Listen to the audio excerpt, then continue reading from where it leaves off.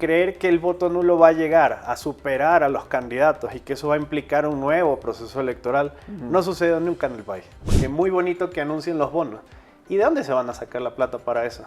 ¿Qué creen? ¿Que los ecuatorianos les vamos a pagar el viaje de turismo para que vayan a conocer Mickey Mouse?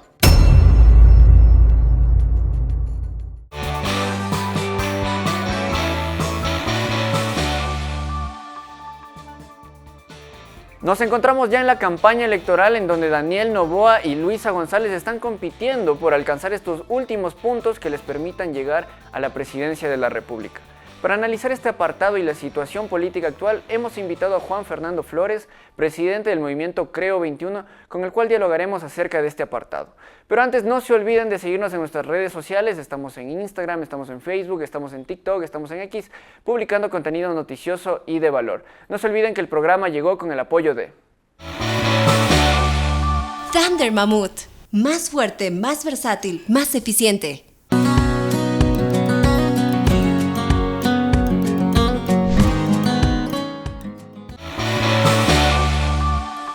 Damos la bienvenida a Juan Fernando Flores, presidente nacional del movimiento Creo, Creando Oportunidades, la lista 21, con quien vamos a estar analizando la situación política electoral que está atravesando el Ecuador. ¿Cómo has pasado? ¿Cómo estás viendo el panorama electoral y político que estamos atravesando en el país? Bueno, muchas gracias por la oportunidad del espacio. Yo creo que uno de los temas más importantes que preocupa a los ecuatorianos es que no tiene claro qué va a pasar el próximo 13 de abril. Y que simplemente después del debate presidencial, ambos lados lo único que se han dedicado es simplemente a atacar sin presentar propuestas claras. Porque si bien uno habla de que tiene una propuesta, vemos como Luisa González hace poco firmó un acuerdo con Pachacutic de 19 puntos, donde en 2 de ellos va contrario a lo que su propio plan de gobierno propone. Y si vemos en el caso de Daniel, lamentablemente hay una mezcla entre si es presidente o es candidato o cuál es la posición real que él tiene.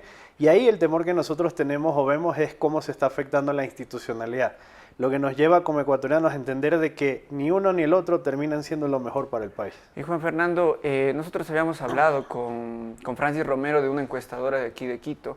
Y él nos trae unos resultados, nos da unas visiones de lo que podría estar haciendo el panorama electoral. Están empates según lo que él nos dijo. Yo no sé cómo ves tú, ¿quién está tal vez teniendo la delantera en 2 o 3 puntos, dijo Daniel Noboa el día de hoy? ¿Cómo ves tú eso? Yo creo que el punto más allá de quién tiene la delantera, porque la realidad es que hoy puede ser Luisa y en la tarde puede ser Daniel y así sucesivamente, porque está muy cambiable la posición de los que no tienen la decisión aún tomada. Es qué van a hacer estos últimos días para realmente conquistar al electorado en ese sentido. ¿Y por qué? Porque vamos a ver que los ataques van a aumentar, que de alguna manera eso simplemente va a generarle menos estabilidad a la ciudadanía sobre cuál debe ser la decisión. Y la preocupación es que sí he visto una posición muy creciente, sobre todo en los jóvenes, de que el voto nulo es la opción como un voto castigo. Pero es un voto castigo que al final del día, y ahí hay que evaluar si el sistema electoral que nosotros tenemos es realmente factible, no llega absolutamente a nada. Porque creer que el voto nulo va a llegar a superar a los candidatos y que eso va a implicar un nuevo proceso electoral no sucedió nunca en el país. Claro, es Entonces, muy improbable, ¿no? Puedo entender que es una decisión muy personal y válida el anular el voto, pero que al final del día solo va a terminar jugando a uno de los dos. En este caso, al menos desde la perspectiva personal, creo que el voto nulo solo favorece a que la revolución ciudadana pueda estabilizar el voto. ¿Por qué? Porque tienen un techo que ya han alcanzado. Existe hoy algo que no existía antes, que es el antinoboísmo, es decir, quien no comparte de ninguna manera lo que es el presidente Daniel Noboa, y que eso, sumado a los diferentes respaldos que está logrando de alguna manera Luisa, eso puede terminar posesionando a que ella tenga una posible victoria. Pero que en el caso de Daniel vemos en cambio que el aumento de bonos, porque eso sí, bonos ahora hay para todas las cosas que pueda haber en este país, está tratando de captar la necesidad del ecuatoriano, convirtiéndolo en una posición de esperanza donde habrá que ver, no ahorita, la próxima semana si eso le rinde resultados o no. Y Juan Fernando, ¿tú cómo ves esto, como tú lo has nombrado, de los bonos, que ahora vemos que por ser madre soltera, militar, joven, emprendedor, afectado por las lluvias, hay cierto bono, hay cierta ayuda económica? ¿Tú crees que eso es efectivo para conseguir votos? Yo creo que para cuando es ayudar a la gente es efectivo y positivo. Cuando lo que se quiere es conseguir votos no es más que populismo. ¿En qué diferencia el bono de las madres solteras que entrega Nicolás Maduro en Venezuela al bono que entrega hoy Daniel Noboa? ¿En qué diferencia la intención que tiene Luisa González de dar bonos igualmente, de llegar a la presidencia, y habla de que llegar ella dará un montón de cosas al populismo que ya hemos visto en otros países? Si nos damos cuenta, lo único que hoy tenemos es populismo de los dos lados.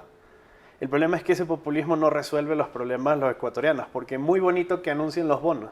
¿Y de dónde se van a sacar la plata para eso? ¿Y de dónde van a llegar los recursos? ¿Y qué van a hacer cuando le exijan a la gente que devuelvan? Porque hay denuncias de los jóvenes en acción que una vez que cobraron les pidieron que devuelvan el dinero porque según la evaluación que hizo el MIES no cumplieron y ahora tienen que devolver el dinero. ¿Así? Pero si le dieron el dinero a personas que no tenían trabajo, ¿cómo esperan que lo regresen si capaz ya lo gastaron? Entonces ahí es donde yo veo que más allá de las acciones que están tomando, cualquiera de los dos lados no están resolviendo los problemas de la gente. Y eso sí es un problema para nosotros. ¿Por qué? Porque vemos con preocupación cómo simplemente se está jugando con la necesidad. No hay respuestas de ninguno de los dos lados y al final del día eso solo va a terminar en algo. Mayor pobreza, eso va a terminar en mayor inseguridad y sin duda también se abre la puerta a mayor corrupción. Porque al no tener claros los procesos de cómo están haciendo la asignación de bonos, cuidado no termina cobrando a alguien que no lo necesita o no lo merece, pero simplemente por un voto estamos viendo que todo es factible. Y tú nombraste a Nicolás Maduro y yo tengo entendido que tú tuviste una experiencia en Venezuela, has vivido en Venezuela, ¿no es cierto? Sí, yo viví en Venezuela casi 26 años, justamente desde los 6 años hasta el año 2018. Y, en este caso de populismo, yo agregaría de perfiles autoritarios, de gobiernos autoritarios. Yo veo en Daniel Noboa, y también podría ser en la sombra de Rafael Correa, este perfil autoritario, este perfil tal vez una sombra dictatorial en estos candidatos, o por lo menos en Rafael Correa y Daniel Noboa. Yo no sé, ¿tú qué ves? ¿Cuál es tu perspectiva en cuanto a estas actitudes populistas, autoritarias? Bueno, Daniel Noboa acaba de encargar la presidencia por 10 días a la vicepresidenta porque va a hacer campaña. Pero que yo sepa, la vicepresidenta de la República se llama Verónica Abad. El decreto del que él establece se lo entrega a otra persona. ¿Desde cuándo acá él tiene el poder para decidir que por una sentencia del Tribunal Contencioso Electoral los derechos ya no son ahora adquiridos, sino que es retroactivo a según lo que él necesita? ¿Y por qué menciono esto? Porque la vicepresidenta se la sanciona con la pérdida de derechos políticos. Pero ¿y en qué punto dice que eso es retroactivo? ¿En qué momento ella deja de ser vicepresidenta de la República? Entonces, por decisión de él toma la decisión, solicita algo que la Asamblea Nacional no aprueba hasta estos momentos, y simplemente para él ya está encargada la presidencia de la República. Miren, esto más allá de si es correísta o no es correísta, porque al final del día si nos damos cuenta que novoístas o correístas están haciendo exactamente lo mismo, es un deterioro para la democracia. Y esa sí es una preocupación que tenemos nosotros. Porque creo que es una organización política liderada por el presidente Guillermo Lasso que tiene más de 13 años con una lucha clara. Democracia, libertad e institucionalidad. Y hoy estamos viendo que la institucionalidad está siendo golpeada. Eso pone en riesgo a la democracia y eso tarde o temprano termina afectando la libertad. Y ante eso, nosotros sí vamos a alzar la voz. Y hablando, ¿no?, del expresidente Guillermo Lasso, yo le quería preguntar, ¿dónde está ahorita el presidente? ¿Cuáles han sido sus actividades luego de dejar, ¿no?, el sillón en Carondelet? Bueno, el presidente Lasso es uno de los pocos presidentes de la República que podría decirse que primero puede ingresar y salir del país sin ningún problema. No tiene ninguna cuenta pendiente como aquellos que están prófugos y nunca más volvieron al país, sea en Bélgica, en Venezuela o en Paraguay, y que además vemos que el presidente tiene agendas tanto internas como externas. Hace poco estuvo en Inglaterra por una invitación de la Universidad de Oxford para poder explicar cuál fue su tratamiento, por ejemplo, en temas de la vacunación, cuál fue su gestión de gobierno, y en ese sentido poderle explicar al país qué es lo que hizo Ecuador. Porque aunque no lo crean, Ecuador sí es reconocido a nivel internacional por muchos logros que se hicieron durante el gobierno. Más allá de las consideraciones que se puedan tener por parte de quienes nos están viendo de que quizás no se hizo todo bien, pero hay cosas que se hicieron positivas y que por eso el presidente Lasso ha estado en Inglaterra, ha estado en Estados Unidos, ahora está aquí en Ecuador, y eso quiere decir que es alguien que primero sigue explicando y bajo ese liderazgo demostrando cuál fue nuestra gestión, que puede ser criticable, pero que existió una gestión que fue de manera efectiva, que permitió hoy tener ambulancias, que permitió tener viviendas, que permitió que hoy las Fuerzas Armadas y la policía cuenten con equipamiento real, no de cartón o negociados como algunos chalecos por ahí que hemos escuchado, que realmente respondan a las necesidades que tiene el pueblo ecuatoriano. Y repito, las necesidades del pueblo ecuatoriano, no las necesidades de quienes están sentados en el poder. Y Guillermo Lasso terminó con una imagen bastante desgastada políticamente Entiendo también que el movimiento Creo también está en un proceso de renacimiento, se podría decir. Yo no sé cómo están trabajando, no sé si el presidente va a volver a la escena política, si están buscando nuevos perfiles. ¿En qué se encuentra el movimiento Creo en estos momentos? El presidente Lasso, posterior a la salida del gobierno, fue muy claro con varios de nosotros y nos dijo: yo no creo para que solo yo sea presidente de la República. Quiero ver nuevos liderazgos, gente que asuma y que esté dispuesta, bajo la línea que tiene nuestra organización política, a hacer política. Y desde ahí nos dedicamos, desde ese proceso, a primero poder justamente acercarnos a las bases para poder escucharlas y entender dónde estuvo lo positivo, dónde estuvo lo negativo y qué visión tenían sobre cómo se había hecho el gobierno.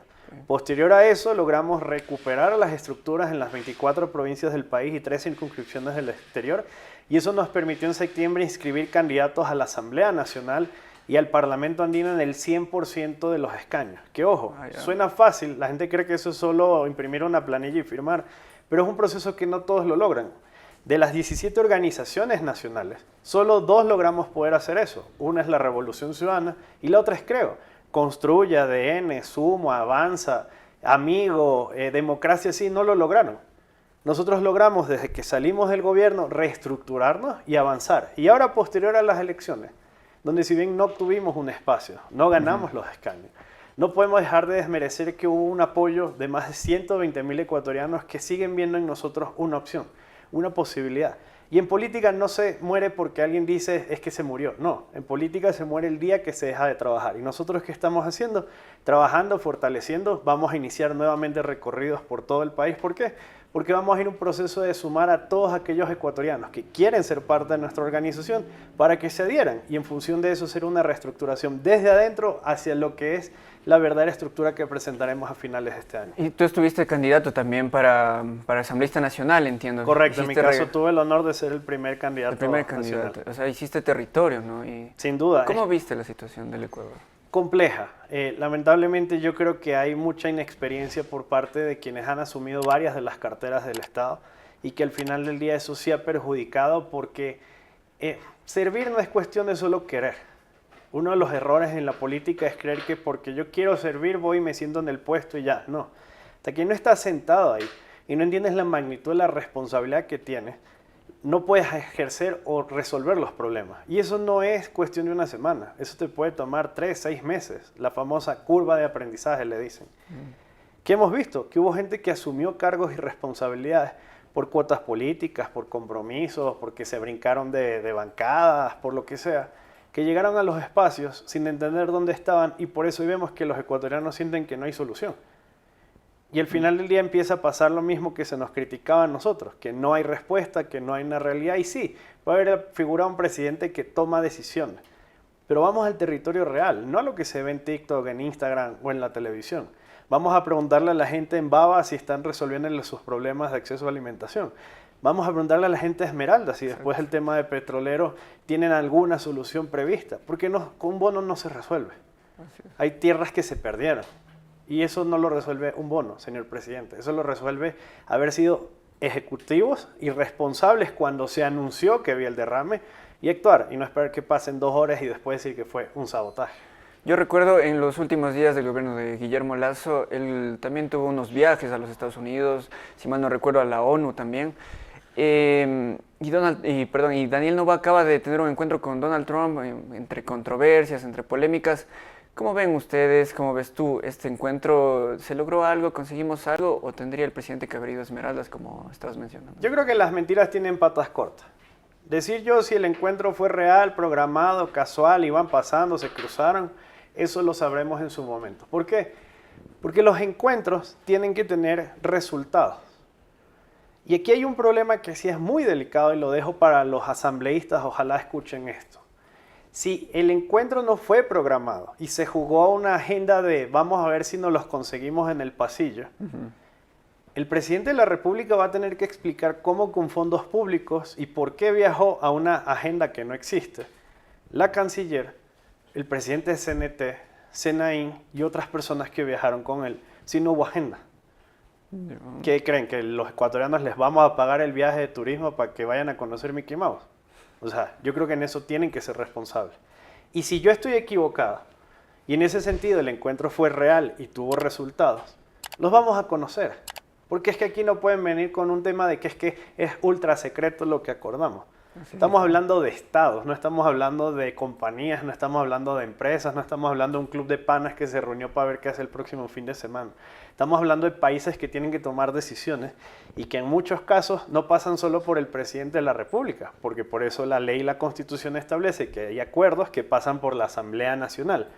Y eso es lo que, por ejemplo, hizo el presidente Guillermo Lasso en las últimas semanas justamente de su gobierno, firmar acuerdos de cooperación con Estados Unidos para que pueda haber intercambio en temas militares, para que haya la fortaleza de la lucha contra el narcotráfico, por ejemplo, en las fronteras marítimas que tenemos en el tema de Galápagos, para que pueda circular el avión que ellos tienen para poder hacer esos temas de prevención, el intercambio de temas de equipamientos de aviación, que son parte de acuerdos que se comprometieron, y eso se acordó en una reunión que después se tuvo que hacer público los resultados. Entonces, yo no voy a decir si la reunión fue real o no, el tiempo será el que lo diga. Juan Fernando, poniéndonos en la realidad que podríamos tener después del 13 de abril, gana Luisa González o gana Daniel Noboa, el movimiento Creo, ¿qué postura va a tomar? ¿Van a acordar, van a tener diálogo con alguno de estos sectores? ¿Cuál va a ser su postura a futuro? El llamado tiene que ser a la unidad, no con quienes están sentados solo en el poder, sino con la ciudadanía. Aquí nos han planteado ya un panorama que nos habla desde este instante de que no va a haber una estabilidad política y eso golpea en lo económico y en lo social. Daniel Noboa habla de que si él gana la elección convocará una constituyente. El proceso de la constituyente nos tomará más o menos unos 6 meses. Eso quiere decir que los ecuatorianos estaremos nuevamente en las urnas en el primer trimestre del 2026. Y de ahí, de aprobarse el ir a una constituyente, tendremos que elegir los famosos asambleístas de la constituyente. Quiere decir que unos 90, 120 días después volveremos a las urnas. ¿Y ustedes postularían como nosotros movimiento? No tenemos ningún problema, porque los problemas que tiene el país no son solo de solucionar porque estamos sentados en la silla. Nosotros ya hemos hablado de que hay que depurar el sistema de partidos, que no puede existir 265 organizaciones en todo el país para elecciones que después desaparecen. ¿O es que ustedes han vuelto a ver después de las elecciones alguna organización de las que se presta de maletín haciendo algo? Hemos hablado de que el Consejo de Participación Ciudadana y Control Social, donde entre Mónica, Moped y todo el motepillo han tratado de hacer con este país lo que han querido. Eso no puede seguir existiendo. Ustedes intentaron Entonces, eso, si ¿no? vamos a eso, tenemos que ir a un proceso constituyente. Y si hay un proceso electoral, vamos a participar. Porque la política se hace en la calle con la ciudadanía, pero también desde esos espacios. Y si Luisa González gana, para irnos al otro escenario, ella no ha hablado de constituyente, porque ella está consciente de que hoy tiene la mayoría en la Asamblea Nacional. Por lo menos ahora no ha hablado de constituyente. Por ahora. Pero recordemos que al final ellos necesitan cambios también profundos. Entonces quiere decir que los próximos 2 años, y no necesito ser brujo para eso, vamos a estar los ecuatorianos inmiscuidos en procesos políticos que no van a generar estabilidad. Y la gente dirá, ¿para qué tanta elección? Porque el problema es que eso no resuelve de inmediato el problema del bolsillo o el tema de la inseguridad. Pero el tema está en que aquí sí vamos a tener como país que debatir hacia dónde queremos ir. Porque hoy, más allá de que gane Luisa o Daniel, no va a cambiar lo que vamos a tener como país. Los dos tienen una visión autoritaria. Los dos violentan la ley. Los dos persiguen a sus opositores. Los dos creen que simplemente por hacer negociados, sea la tía o la familia, o negociados por el otro lado, también los tíos y la familia de quienes están en el poder, todo se hace bien. Pero al final del día el problema de quienes nos están viendo, ¿se solucionan con eso? No. Juan Fernando, y en este clivaje que los académicos han comenzado a hablar acerca del correísmo y el anticorreísmo, esta dicotomía ya clásica en este país, ya de por lo menos casi unas 2 décadas, Creo, ¿en dónde está? ¿Es un movimiento anticorreísta? ¿Es un movimiento antinoboísta? ¿Cómo se identifican ustedes? Nosotros somos un movimiento que cree en la democracia, en la libertad y en la institucionalidad. Quien pretenda violentar el sentido democrático del país, quien quiera jugar con la institucionalidad o quien quiera quitarnos la libertad, va a encontrar al movimiento Creo de frente, como lo ha hecho durante estos 13 años bajo el liderazgo del presidente Guillermo Lasso. En ese planteamiento nosotros no somos anti el estatus que está, sino ante los proyectos que no tienen una visión país, sino proyectos personales. Es decir, proyectos que buscan solo beneficiar a quienes están sentados en el poder. Y en ese sentido, tengo que ser claro por qué. Porque si el día de mañana, quien está sentado en el Palacio de Carondelet quiere abusar del poder, más allá de la tendencia ideológica que sea, no esperen que nosotros aplaudamos. Porque si hemos luchado por la democracia, la libertad y la institucionalidad, no es que vamos a salir a aplaudir porque es que ahora son de los nuestros. No. El país requiere justamente de una democracia y una estabilidad, que es lo que nos ha dado ejemplo el presidente Guillermo Lasso. Y por eso se firmó la muerte cruzada. Juan Fernando, cambiando un poquito de tema a una cuestión que está pasando en estos momentos. Se ha comenzado a hablar de una acción que la asambleísta Esther Cuesta de Revolución Ciudadana está haciendo contra las iglesias, o por lo menos reformando la ley de cultos de 1937, ¿no? El movimiento Creo y Guillermo Lasso ha tenido un acercamiento, digamos, se han sentido cercanos a estas cuestiones religiosas, católicas. Yo quisiera saber su opinión. ¿Qué es lo que usted puede percibir de este intento de revolución ciudadana, por lo menos de esta asambleísta, en cuanto a estas actitudes de la iglesia con la ideología de género, con cuestiones así? Yo creo que el tema es más sencillo, que no es un tema de lo religioso. Siempre que se quiera ponerle un candado a la libertad que tiene una persona para elegir en qué creer, cómo educarse, cómo formarse o cómo es, simplemente ya por eso no puede contar con nuestro respaldo. Segundo, el querer además ahora castigarlos porque no siguen esa visión, muchísimo menos. Porque quiere decir que simplemente no es que estás dando libertad, lo que estás tratando de pretender es que las organizaciones se centren en un lado. El problema está en que cuando los asambleístas no tienen qué hacer, se ponen a inventar mucho. Y eso es lo que viene pasando. Y ahí sí es lamentable que las actitudes sean esas, porque la Asamblea Nacional ahora debate sobre esos temas. La Asamblea Nacional hace poco debatió sobre el Día del Gamer, querían discutir el Día del Encebollado, en mi periodo aprobaron el tema del bizcocho. ¿Y acaso eso le está resolviendo el problema a los ecuatorianos? No. Y además, ahora pretender meterse con esa visión, cuando la Constitución es clara de que el Ecuador es un Estado laico, pero donde existe el respeto que debe tener cualquier ciudadano a la elección que tenga de cuál es su creencia religiosa, no tiene sentido lo que se pretende hacer.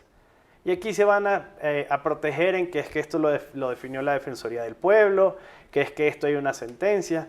Sí, pero cuidado, no todas las sentencias son buenas.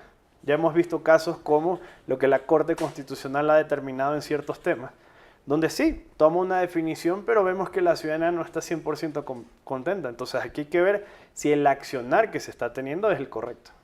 Juan Fernando, tú que ya estuviste en la Asamblea Nacional por 3 años, yo quisiera preguntarte, ¿cuál es el problema de la política nacional? ¿Es una crisis institucional de las instituciones políticas? ¿Es una crisis del electorado, del gobernante, del presidente, de la Constitución? ¿Cuál es el problema de la política en el Ecuador? ¿Por qué seguimos en un bucle de regímenes autoritarios, de estas peleas entre la Asamblea y el Ejecutivo? ¿Cuál es el problema? ¿Qué pasa con el Ecuador? Yo creo que es una mezcla de 3 factores. Lo primero, el que lamentablemente las organizaciones políticas no han asumido el verdadero rol que tienen, que es formar cuadros políticos reales. En la Asamblea Nacional que yo estuve, en la actual, y estoy seguro que en la que viene, tenemos un gran fallo, que es que va y se sienta gente sin ni siquiera saber para qué. Simplemente porque les dio los números. Ahí ya tienes un problema, porque hasta que esas personas aprendan cómo funciona la Asamblea ya se los comió hace rato. Y segundo, porque ahí es donde se abren las puertas a la corrupción. Porque a jóvenes de 19 años, como los que están electos, ya les han tocado la puerta. ¿O porque no estuvieron en la reunión con el presidente Daniel Noboa? Eso quiere decir que están evaluando si ese es su camino. Y después me dirán que es que ellos se van a declarar independientes. No, un joven de 19 años no sabe si es independiente o no, porque ni siquiera sabe por qué está sentado ahí. El segundo problema, el que la institución no es seria. Nosotros vemos que ya cuando se llega a la Asamblea Nacional, lamentablemente la institución no termina jugando un papel protagónico por estos temas de el día del bizcocho, del encebollado, del gamer, discusiones que no resuelven los problemas de la gente. Y que ahí no se entiende que más allá de las peleas que ustedes ven en televisión, tenemos que ir a diálogo, porque cuando nadie tiene los votos, ¿cómo creen que pasan las leyes en las comisiones? El problema es que los medios no cubren las comisiones, por ejemplo, sino solo cuando hay alguna pelea. Pero si no entendemos que todos tenemos que empujar hacia el mismo lado, no vamos a avanzar. Y lo tercero, yo creo que sí existe una responsabilidad, y esto a veces dicen es que es políticamente incorrecto decirlo, en el electorado. En simplemente casarse con alguien porque es que me parece bonito, me parece bonita, me parece simpático, es que vi el video en TikTok que está bailando, es que mira cómo sale en una foto. y creen que eso es ya suficiente para llegar al espacio político. Y después cuando esas personas toman las decisiones, se dice, es que todos son malos. No, señores, no todos son malos. Sí hay personas que queremos trabajar por el país, sí hay personas que queremos hacer justamente gestión, pero lo que ahora necesitamos es que el ecuatoriano entienda que a la hora de decidir ese voto vale más que un TikTok o vale más que simplemente un baile, sino realmente vale elegir buenos representantes. Y este mismo sistema, ¿no?, con todos sus vicios, ¿no le fue funcional al presidente Guillermo Lasso en su momento? Por eso nosotros presentamos una consulta popular para cambiarlo. Pero sí, quizás fue a destiempo, no fue en el momento, había un malestar y se convirtió la campaña. Recordemos que ya se ha demostrado que incluso hubo plata del narco para financiar la campaña en contra, y hoy Mónica tiene que explicar muchas cosas que hasta ahora ni siquiera sabemos dónde está, que jugaron a que la consulta no avance. Pero lo que nosotros queríamos en el sistema de cambio de partidos era eso. ¿Y ahora qué estamos haciendo para no quedarnos en la crítica? Sí. Nosotros creemos en que la profesionalización de la política es fundamental, no solo del que quiere salir en la papeleta, sino de quien quiere acompañar a quienes ejercen eso. Y por eso desde el movimiento Creo, con el liderazgo del presidente Guillermo Lasso, estamos generando justamente un centro de profesionalización política para el que quiere estar en la papeleta, pero también para el que quiere estar detrás, es decir, acompañando a quienes ejercen. ¿Por qué? Porque hemos visto cómo en los GATS, en las juntas parroquiales, en las prefecturas, en la Asamblea Nacional, incluso en el sector público en general, mucha gente llega al espacio sin ni siquiera saber qué hacer. Alcaldías que tienen 200 y 300 funcionarios y no saben hacer ni un documento. Entonces, para que eso no suceda, creo desde la experiencia que tuvo al haber estado en gobierno, estamos creando un centro de profesionalización para cambiar eso. ¿Han tomado ya una decisión respecto a sus miembros sobre por quién van a votar en esta próxima elección? No se ha tomado aún la decisión. Nosotros esperamos que el presidente Guillermo Lasso, justamente vamos a tener una reunión con él, podamos tomar una definición. Pero lo que sí hemos sido claros, y el presidente Lasso lo fue en su último comunicado cuando hubo este intercambio de opiniones entre Mónica Motepillo y el presidente, de que Mónica y justamente esas visiones de quienes han venido tratando de cooptar el poder, como lo hicieron en el Consejo de Participación, no pueden regresar nunca más al país. No deben regresar al poder, porque ya vemos cuáles son sus intenciones. Ahí ya dejamos ver un poquito cuál es nuestra visión y por qué no estamos dispuestos a ceder. ¿Por lo que están más cercanos al presidente Daniel Noboa? No es un tema de estar cercano, como lo he dicho. Es que quien quiera defender democracia, libertad e institucionalidad, estaremos allí para acompañar. Y quien quiera afectarlas, estaremos allí para enfrentarlas. Listo, muchísimas gracias. Hemos estado con Juan Fernando Flores, presidente nacional del movimiento Creo, creando oportunidades, el movimiento con el cual el expresidente Guillermo Lasso llegó a la presidencia. No se olviden de seguirnos en nuestras redes sociales. Estamos en Facebook, en Instagram, en X, en TikTok, publicando contenido informativo y de valor. El programa llegó gracias al apoyo de Thunder Mammoth. Más fuerte, más versátil, más eficiente.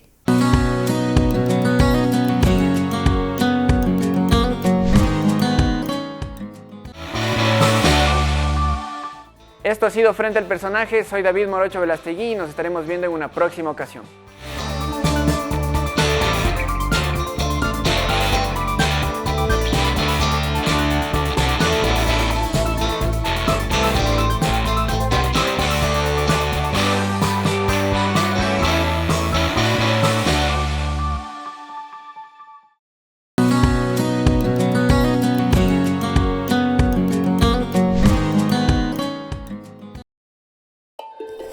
Él es Baltasar Ushka, el último hielero. Esta es la Thunder Mammoth M2, el primer motocarro de carga. ¿En qué se parecen estos dos personajes del Andes ecuatoriano? Que nacieron para ser los fuertes del trabajo pesado. Una potente herramienta de trabajo con amplio espacio de carga. Thunder Mammoth M2. Fabricados para durar, diseñados para ahorrar.